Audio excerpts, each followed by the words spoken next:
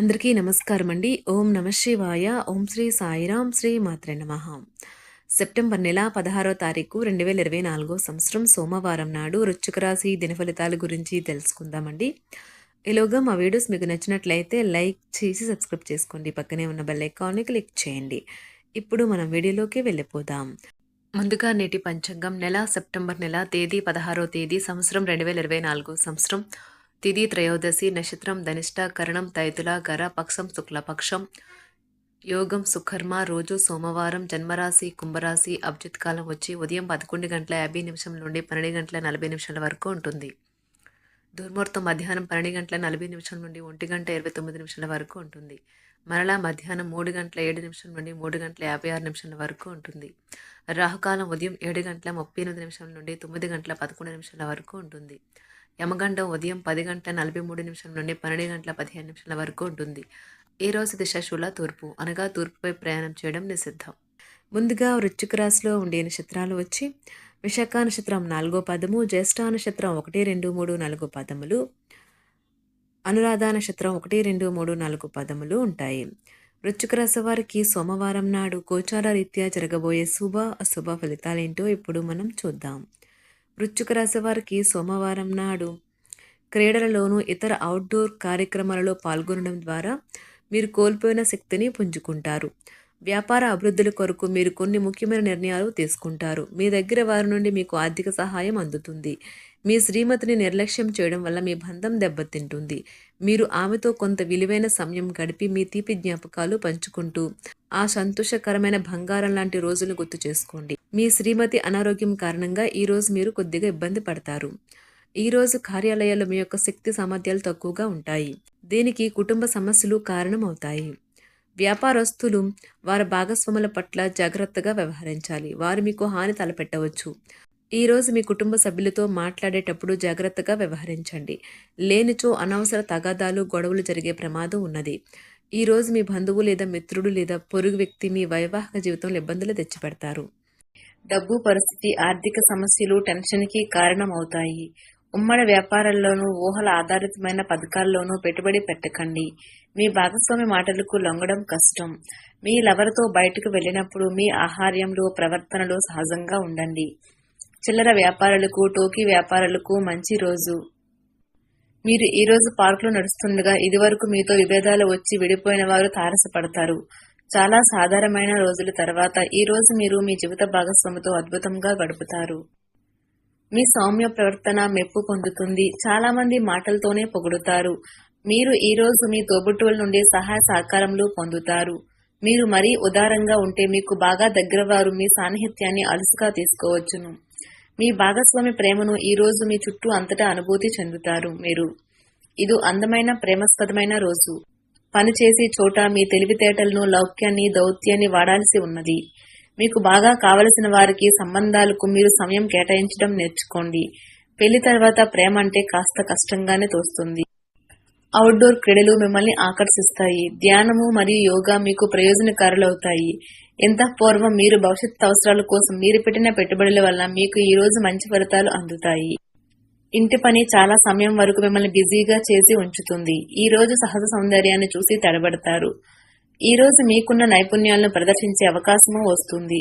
మీ రూపురేఖలను, కనబడే తీరును మెరుగుపరచుకోవడానికి, శక్తివంతమైన క్లయింట్లను ఆకర్షించడానికి తగిన మార్పులు చేసుకోండి. మీ జీవిత భాగస్వామి ఈ రోజు మీలోని అన్ని గొప్ప గుణాలను ఎంతగానో పొగడటం మీకు మరోసారి పడిపోవడం ఖాయం.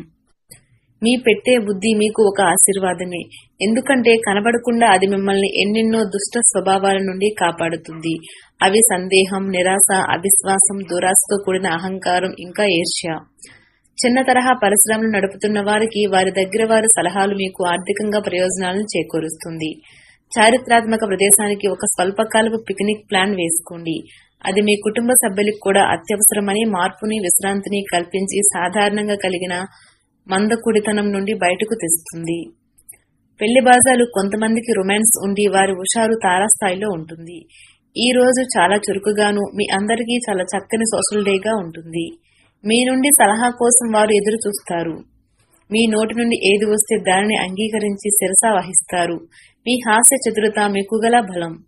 మిమ్మల్ని సంతోషపెట్టేందుకు మీ జీవిత భాగస్వామి ఈ రోజు అన్ని ప్రయత్నాలు చేస్తారు. సంకల్ప బలం లేకపోవడం వల్ల మీరు భావోద్వేగం మరియు మానసిక ఉద్వేగానికి గురవుతారు. ఇతరులను మురిపించాలని మరీ ఎక్కువగా దుబారా ఖర్చు పెట్టకండి.